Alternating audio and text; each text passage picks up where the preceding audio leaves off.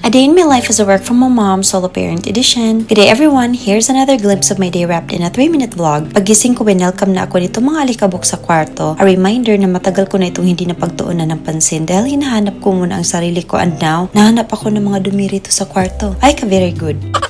I know this is something na kailangan kong harapin ngayon, kaya ginugol ko ang buong tanghali para maglinis ng kwarto ko. A clean and fresh room is like a fresh start of life, because a cluttered space is a cluttered mind, kaya I need to clean up my little space para maliwanagan din ako sa mga bagay-bagay na nangyayari sa buhay ko. Sometimes gusto mo makuha lahat ng gusto mo, pero once makuha mo, hindi mo pala kayang i-handle and it's splattered all over the place katulad nito. But you gotta pick it up slowly and clean up the mess to live a guilt-free life. And dumating nga rin si Jeff sa kwarto to check in on me and ipaalala sa akin na hindi ako nag-iisa sa buhay. So many realizations hit me, but like everyone else, we wander around to open our minds to some harsh realities. And then at the end of the day, you just want to come back in a peaceful space, a safe haven where you can rest in this tiring world. Charing, manglimpyo ka na, Jeke, ang dami talagang alikabok dito. Tama na yung mga hugot mo sa buhay.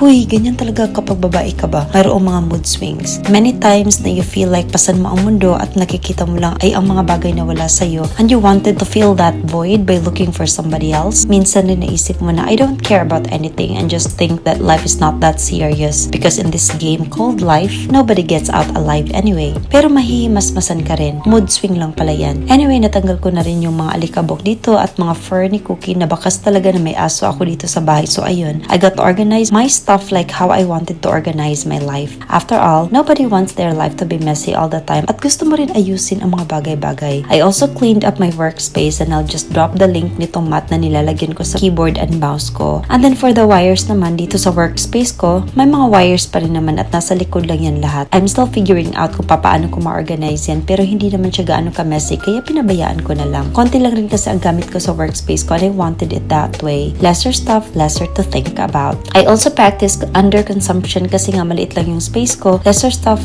works better for me. A few wipes later, ay unti-unti ko nang na-revive ang kwarto ko into something homey, and this is just like how I like it. Simple and clean. Lumipas nga rin ang araw na ganun kabilis at ayun, nagluluto na naman ako ng dinner namin. Kapag naglilinis ako, ang dami kasi nagaganap ng mga advertisement at napapahinto ako kasi nag-check ng phone, nagti-tiktok, hindi diretso-diretso ang trabaho. For tonight, magluluto ako ng Bicol Express. Inuna ko nang i-fry ang meat kasi mas gusto ko na mag-golden brown siya ng konti. Then sauteed my aromatics and added bagoong. Half ng coconut milk and simmer it and seasoned with salt and pepper. Gusto ko rin talaga sa mga dishes ay may coconut milk, like ginataang munggo or ginataang gulay. Nasasarapan ako sa mga may gata. Dinner is served at kumain na rin kami ni Jeff. May sobra pa akong sinigang kaya kinain na rin namin. Hindi kasi minsan nauubos ang pagkain na niluluto ko, so I reheat it kasi naman hindi naman tayo anak ng contractor na nagbabayad ng more than $500,000 sa restaurant. Hagoy.